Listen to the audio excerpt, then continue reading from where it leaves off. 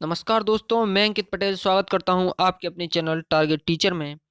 आज की इस वीडियो में हम सीखने के सिद्धांत के अंतर्गत महान साइकोलॉजिस्ट इवान पेट्रोविच पावलोव के बारे में बात करने वाले हैं।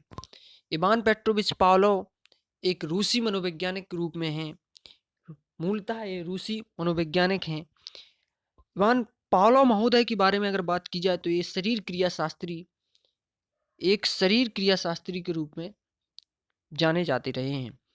पावलोव ने सीखने के सिद्धांत में अनुकूलित अनुक्रिया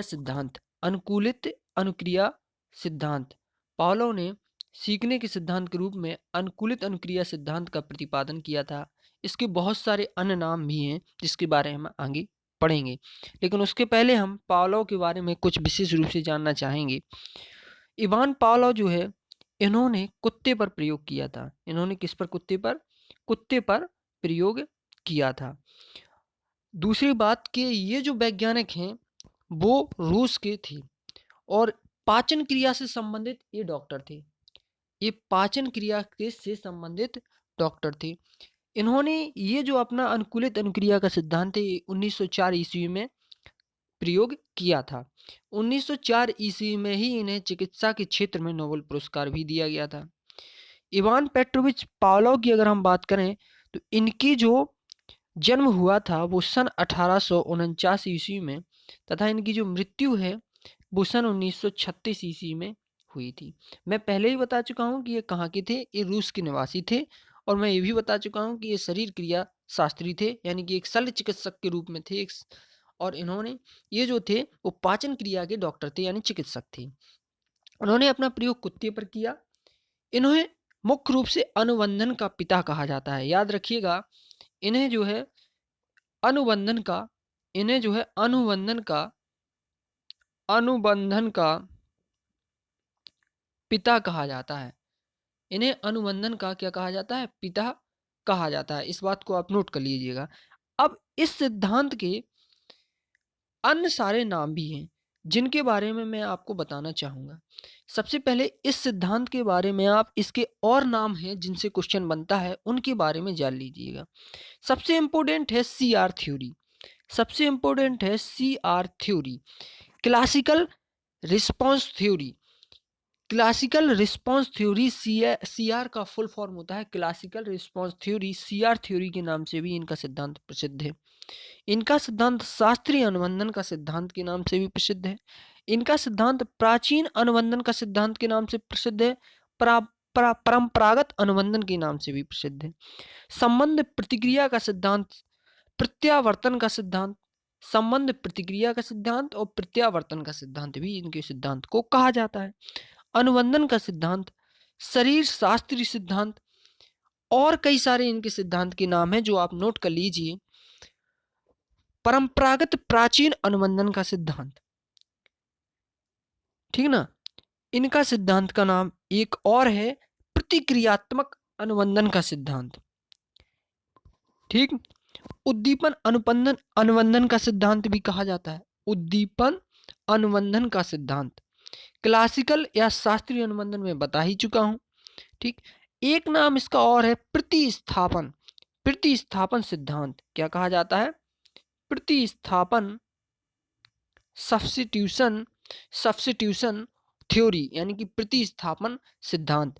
प्रतिवादी अनुबंधन सिद्धांत, प्रतिवादी, एक अगला लिखिएगा, प्रतिवादी अनुबंधन सिद्धांत। इतने जितने मैंने आपको पॉइंट बताए हैं इनको आप नोट कर लीजिएगा। पुनः मैं एक बार रिपीट कर रहा हूं। पहला CR थ्योरी, शास्त्रीय अनुबंधन सिद्धांत, प्राचीन अनुबंधन सिद्धांत, परंपरागत अनुबंधन सिद्धांत, संबंध प्रतिक्रिया सिद्धांत, प्रत्यावर्तन सिद्धांत, अनुबंधन का सिद्धांत, शरीर शास्त्रीय सिद्धांत, अनुबंधित अनुक्रिया का सिद्धांत, प्रतिक्रियात्मक सिद्धांत, अनुबंधन सिद्धांत, अनुक्रियात्मक अनुबंधन सिद्धांत, उद्दीपन अनुबंधन सिद्धांत, प्रतिवादी अनुबंधन सिद्धांत, प्रतिस्थापन सिद्धांत। इतने सारे इनके सिद्धांत के नाम हैं जिनसे प्रश्न बनता है। अब आगे हम जानना चाहेंगे कुछ ऐसे शब्द जो इस प्रयोग में बताए गए हैं। जैसे UCS क्या है? जैसे दोस्तों UCS क्या है? UCS क्या है? यूसीएस क्या है, सीएस क्या है, यूसीआर क्या है और सीआर क्या है, इनके बारे में जानना जरूरी है। पहले तो यूसीएस का फुल फॉर्म समझिए। यूसीएस का फुल फॉर्म है अनकंडीशनल स्टिमुलस। अनकंडीशनल स्टिमुलस का मतलब है अस्वाभाविक उद्दीपन। स्टिमुलस मतलब उद्दीपन, अनकंडीशनल मतलब अस्वाभाविक उद्दीपन। अस्वाभाविक उद्दीपन का मतलब यहाँ पर होता है, अस्वाभाविक उद्दीपन से यहाँ पर मतलब होता है अनकंडीशनल यानी कि स्वाभाविक उद्दीपन। सॉरी दोस्तों, यहाँ पर अनकंडीशनल उद्दीपन का मतलब स्वाभाविक उद्दीपन होगा, अस्वाभाविक उद्दीपन नहीं। सॉरी दोस्तों, अनकंडीशनल स्टिमुलस का मतलब है स्वाभाविक उद्दीपन, और यहाँ पर स्वाभाविक उद्दीपन जो माना है वो भोजन को माना गया है। ध्यान रखना दोस्तों, नोट कर लीजिएगा, यूसीएस किसको माना गया है, भोजन को माना गया है, स्वाभाविक उद्दीपन। और भोजन को देखकर ही क्या होता है, स्वाभाविक क्रिया होता है। कैसी क्रिया होती है, स्वाभाविक क्रिया, यानी कि अनकंडीशनल रिस्पॉन्स। जब कुत्ता क्या है, भोजन को देखता है तो उसके मुंह से लार आने लगती है, यानी कि स्वाभाविक उद्दीपन है आप कुत्ते के सामने और वह स्वाभाविक क्रिया कर रहा है। स्वाभाविक सी बात है, जब किसी व्यक्ति के सामने भी खाना होता है तो उसके मुंह में पानी आता है, फिर यह तो कुत्ता है तो उसके मुंह से लार आने लगती है।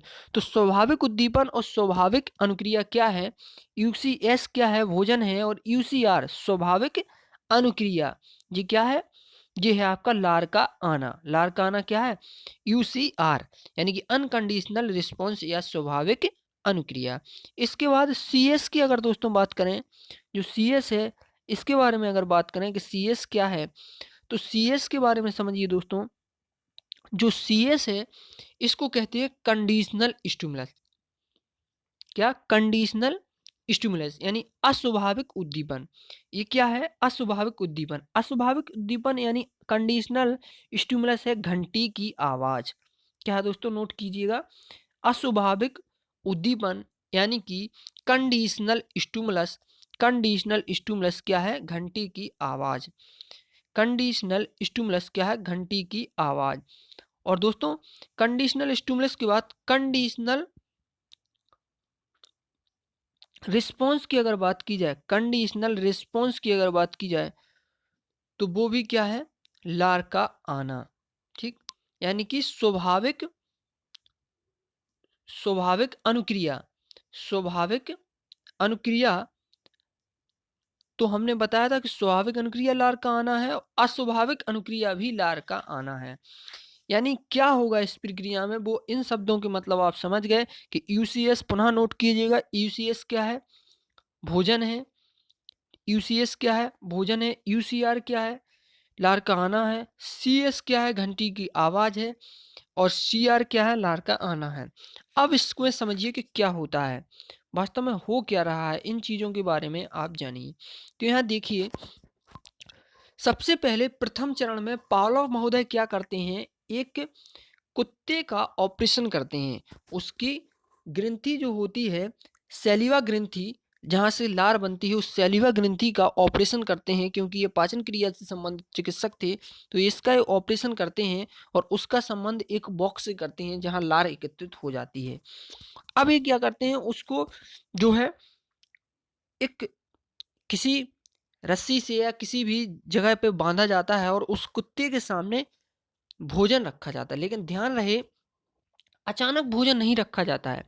क्या किया जाता है कि उसके सामने जब भोजन रखा जाता है तो कुत्ते के मुंह से लार आने लगती है।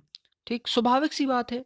तो स्वाभाविक उद्दीपन है, यहाँ पर स्वाभाविक उद्दीपन है भोजन, और स्वाभाविक सी बात है कि स्वाभाविक है कि लार का आना, तो स्वाभाविक अनुक्रिया उसके द्वारा हो रही है। इस बात को समझिए आप। यूसीएस के द्वारा यूसीएस के द्वारा क्या हो रहा है दोस्तों, यूसीआर हो रहा है, यानी स्वाभाविक उद्दीपन के द्वारा स्वाभाविक अनुक्रिया हो रही है।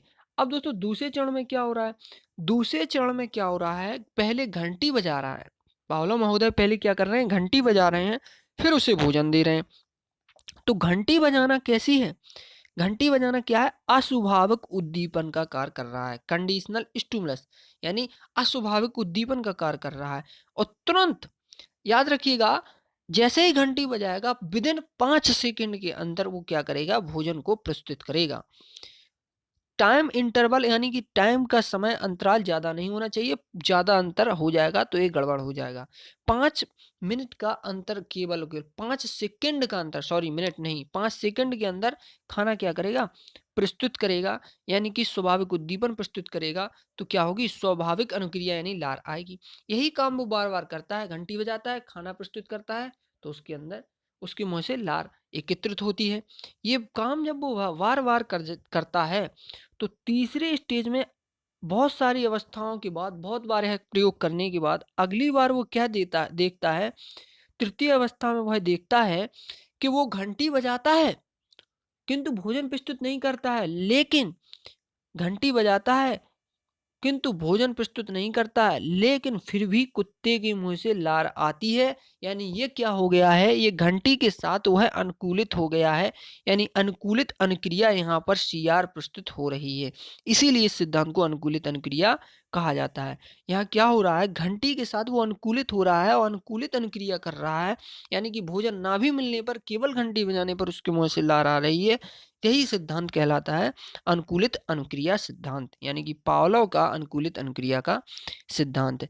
ठीक, तो ये 3 चरणों में इसको बताया गया है। तो यहाँ पर ये था महान साइकोलॉजिस्ट पावलोव का अनुकूलित अनुक्रिया का सिद्धांत। दोस्तों आपको बता दें कि इसमें दूसरे चरण में जो घंटी बजाना और खाने के देना है, इसमें अंतराल बिल्कुल 5 मिनट का होना चाहिए। अब अब क्या होता है कि मान लीजिए दोस्तों कि अगर कभी-कभार क्या होता है कि जैसे घंटी बजाई वो उसी समय कोई क्या कर रहा है, बाह्य अवरोध आ रहा है। बाह्य अवरोध की वजह से वो घंटी क्या हो रही है? प्रभावित हो रही है। जैसे घंटी व भोजन के मध्य किसी गाड़ी की आवाज़ या ट्रेन चल रही है, ट्रेन पास से निकल रही है और उसकी आवाज़ जो है की वजह से वो प्रभावित हो रहा है, तो बाह्य अवरोधन का इसको बाह्य अवरोध उत्पन्न हो रहा है, जिसके कारण इसमें कुछ ठीक, तो इतना दोस्तों आप लोग ध्यान रखिएगा।